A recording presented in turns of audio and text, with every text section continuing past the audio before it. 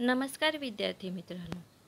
जेव्हा जेव्हा तुम्ही इतिहासाचा व्हिडिओ पाहाल तेव्हा समोर पाठ्यपुस्तक ठेवले तर व्हिडिओमधील भाग समजण्यास अधिक मदत होईल.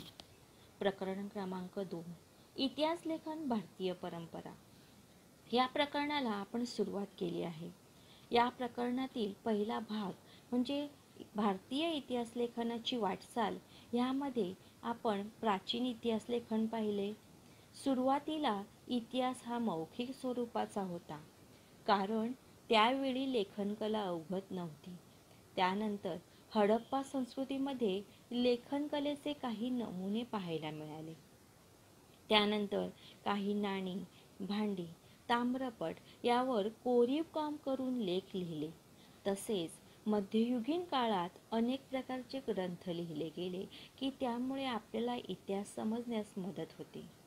या ग्रंथामध्ये त्यावेळची सामाजिक, आर्थिक, धार्मिक, राजकीय व सांस्कृतिक परिस्थिती समजण्यास मदत होते. त्यामध्ये बखर हा महत्त्वाचा साहित्य प्रकार पाहिला.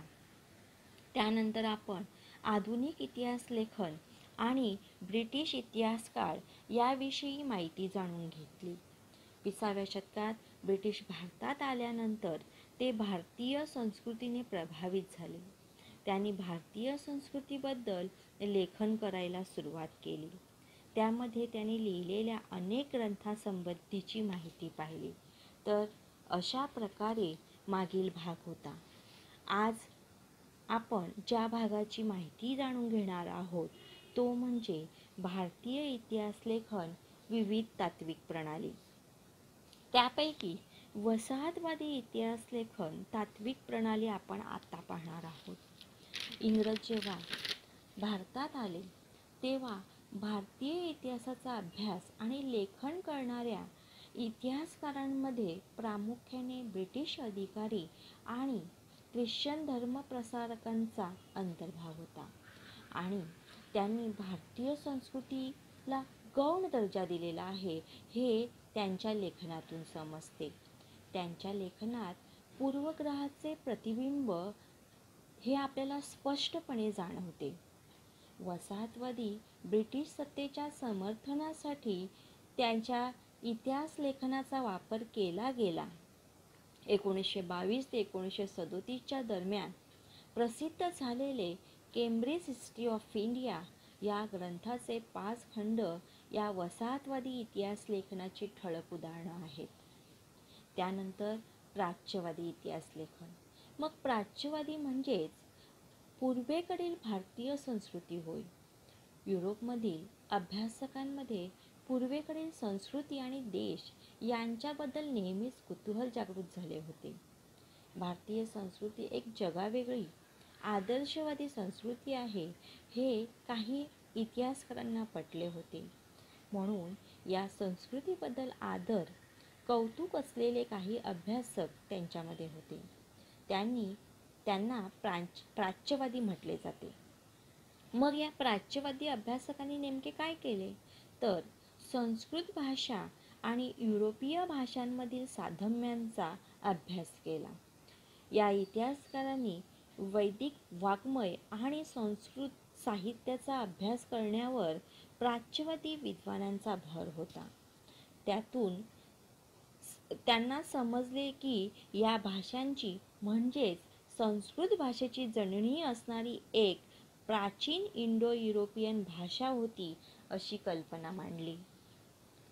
इसवी सन 1784 मध्ये सर विल्यम जोन्स यांनी कोलकाता येथे एशियाटिक सोसायटीची स्थापना केली.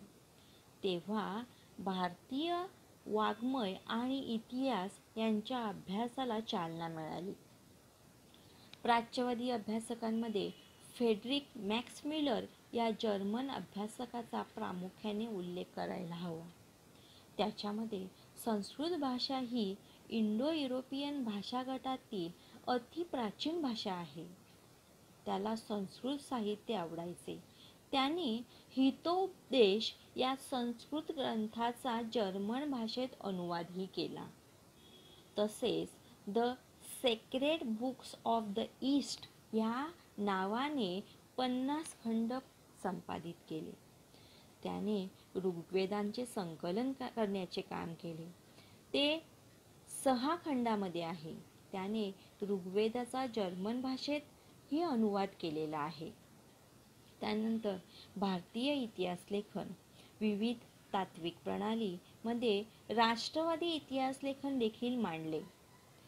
19व्या-20व्या शतकात इंग्रज भारतात आले. त्यांनी भारतात शिक्षणाचा प्रसार केला, शिक्षणाचे महत्त्व पटवून दिले. तेव्हा इंग्रजी शिक्षण पद्धतीमध्ये शिकून तयार झालेल्या भारतीय इतिहासकारांच्या लेखनामध्ये भारताच्या प्राचीन वैभवाचा अभिमान आणि भारतीयांची आत्मजाणीव म्हणजे स्वजाणीव जागृत करण्याकडे असलेला कल दिसतो. त्याच्या लेखनात राष्ट्रवादी इतिहास लेखन म्हटले जाते. महाराष्ट्रात राष्ट्रवादी इतिहास लेखनास विष्णुशास्त्री चिपळूणकर यांच्यापासून सुरुवात झाली. त्यांनी ब्रिटिश अधिकाऱ्यांनी भारतीय संस्कृतीबद्दल पूर्वग्रहदूषित लिखाण केले होते, त्यावर त्यांनी कडाडून टीका केली. अशा प्रकारे या लेखकामुळे भारताच्या इतिहासातील सुवर्णकाळ शोधण्याचा प्रयत्न केला असे करत असताना प्रसंगी ऐतिहासिक वास्तवाची मांडणी करताना काही गोष्टींकडे त्यांचे दुर्लक्ष झाला असा आक्षेपही त्यांच्यावर झाला. राष्ट्रवादी इतिहास लेखन कोणी कोणी केले मग? तर महादेव गोविंद रानडे, रामकृष्ण गोपाळ भांडारकर, विनायक दामोदर सावरकर, राजेंद्रलाल मिश्र, राधा मुकुंद मुखर्जी यांनी राष्ट्रवादी इतिहास लेखन केलेले आहे.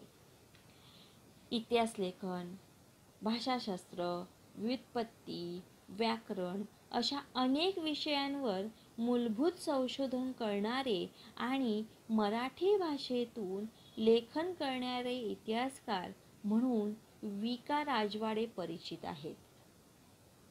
आपला इतिहास आपण लिहिला पाहिजे असं त्यांचं मत होतं. मराठ्यांच्या इतिहासाची साधने असे शीर्षक असणारे 22 खंड त्यांनी संपादित केले. इतिहास म्हणजे भूतकालीन समाजाचे सर्वांगीण समग्र जीवन दर्शन. केवळ राजकीय घडामोडी, सत्तांतरासाठी कटकारस्थाने आणि युद्धे यांचेच वर्णन नाही असं त्यांचं मत होतं. अस्सल म्हणजेच ठोस पुराव्यांच्या आधारे इतिहास लिहिला गेला पाहिजे असं त्यांचं प्रामाणिक मत होतं. या राष्ट्रवादी इतिहास लेखनाचा महत्त्वाचा उपयोग झाला तो म्हणजे भारतीयांनी ब्रिटिशांविरुद्ध उभारलेला स्वातंत्र्य लढ्याला प्रेरणा देण्यासाठी. त्यामध्ये स्वातंत्र्यवीर विनायक दामोदर सावरकरांनी लिहिलेलं the Indian war of independence 1857 म्हणजेच 1857चे स्वातंत्र्य समर या पुस्तकाचे विशेष महत्त्व आहे. राष्ट्रवादी इतिहास लेखनाच्या प्रेरणेतून प्रादेशिक म्हणजे प्रत्येक प्रांताचा, जसे महाराष्ट्र, गुजरात, कर्नाटक, उत्तर प्रदेश हे प्रांत आहेत, त्या प्रांतांचा म्हणजेच प्रादेशिक इतिहास लिहायला चालना मिळाली. त्यानंतर पुढची तात्विक प्रणाली ती म्हणजे स्वातंत्र्योत्तर काळातील इतिहास लेखन होय. एकीकडे राजघराण्यांच्या इतिहास लेखनावर भर दिला जात असतानाच सांस्कृतिक, सामाजिक, आर्थिक इतिहासही लिहायला सुरुवात झाली. स्वातंत्र्योत्तर काळात समाज, विज्ञान, अर्थव्यवस्था, राजकीय प्रणाली, धार्मिक प्रणाली, सांस्कृतिक प्रणाली यांचा इतिहास अभ्यासकांची आवश्यकता विचारवंतांना वाटू लागली. या काळातील इतिहास लेखनात प्रामुख्याने 3 वैचारिक प्रवाह आढळतात. 1 मार्क्सवादी इतिहास, 2 वंचितांचा इतिहास, 3 स्त्रीवादी इतिहास. त्यापैकी मार्क्सवादी इतिहास लेखन म्हणजे काय? तर या इतिहासकारांच्या लेखनात आर्थिक व्यवस्थेतील म्हणजेच पैसा मिळवून देणारी उत्पादनाची साधने, पद्धती आणि उत्पादनाच्या प्रक्रियेतील मानवी संबंध यांचा विचार मध्यवर्ती मांडलेला होता. प्रत्येक सामाजिक घटनेचा सर्वसामान्य लोकांवर काय परिणाम होतो याचे विश्लेषण करणे म्हणजे मार्क्सवादी इतिहास लेखन होय. त्यांनी जातीव्यवस्थेत होत गेलेल्या बदलांचा अभ्यास केला. मार्क्सवादी इतिहास लेखन हे दामोदर धर्मानंद कोसंबी, कॉम्रेड श्रीपाद अमृत डांगे, रामशरण शर्मा, शरद पाटील इत्यादींचं योगदान महत्त्वाचं आहे. श्रीपाद डांगे हे भारतीय कम्युनिस्ट पक्षाच्या संस्थापक सदस्यांपैकी एक होते. त्यांचे प्रिमिटिव्ह कम्युनिझम टू स्लेव्हरी हे पुस्तक प्रसिद्ध आहे. त्यानंतर वंचितांचा इतिहास लिहिला गेला. वंचित म्हणजे ज्या समाजाला इतर समाजाने दूर ठेवले होते.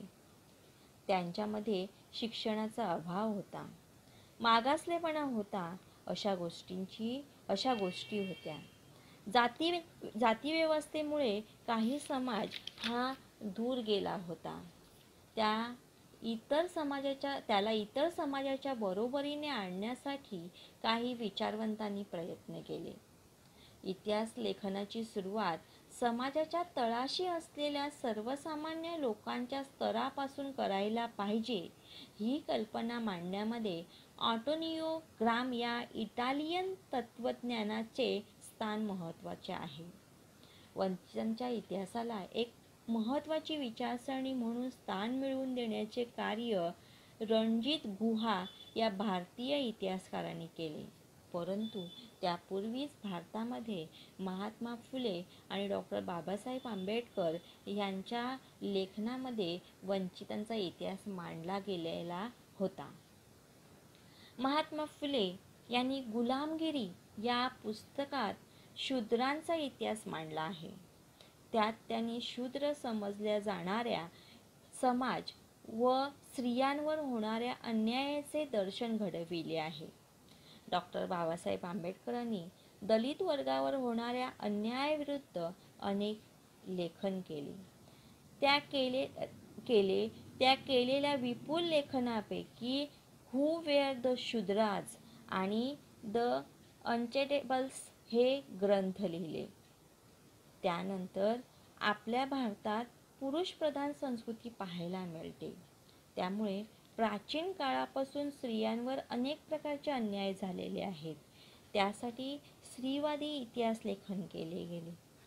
भारतीय इतिहास लेखन हे जास्तीत जास्त पुरुषांनी केलेले होते. त्यामुळे स्त्रियांच्या समस्या, त्यांचे समाजातील स्थान, त्यांची कामगिरी या गोष्टी सर्व दुर्लक्षित राहिल्या. त्यासाठी त्यावर प्रकाश टाकणं हे महत्त्वाचे होते. तसेच स्त्रियांनी निर्माण केलेल्या साहित्याचे संकलन करणे हे आवश्यक होते. इतिहासातील स्त्रियांच्या स्थानाचा विचार नव्याने होणे आवश्यक होते. 19व्या शतकात ताराबाई शिंदे यांनी स्त्रियांविषयी लेखन केले. त्यांनी पुरुषप्रधान संस्कृती व जातीव्यवस्थेला विरोध केला. त्यांनी 1882 मध्ये लिहिलेला स्त्री पुरुष तुलना हे पुस्तक महत्त्वाचे आहे. त्यानंतर पंडिता रमाबाई यांचे the high caste Hindu woman हे पुस्तक प्रसिद्ध आहे. तर अशा प्रकारे स्त्रीवादी लेखन केले गेले की त्यामुळे स्त्रियांकडे समाजाचा पाहण्याचा जो दृष्टिकोन आहे तो बदलला पाहिजे हे स्पष्ट झाले. अशा प्रकारे हे प्रकरण संपलेले आहे. या पाठावरचा गृहपाठ मी व्हॉट्सअपवर देते, तो पहा व पूर्ण करा. Thank you.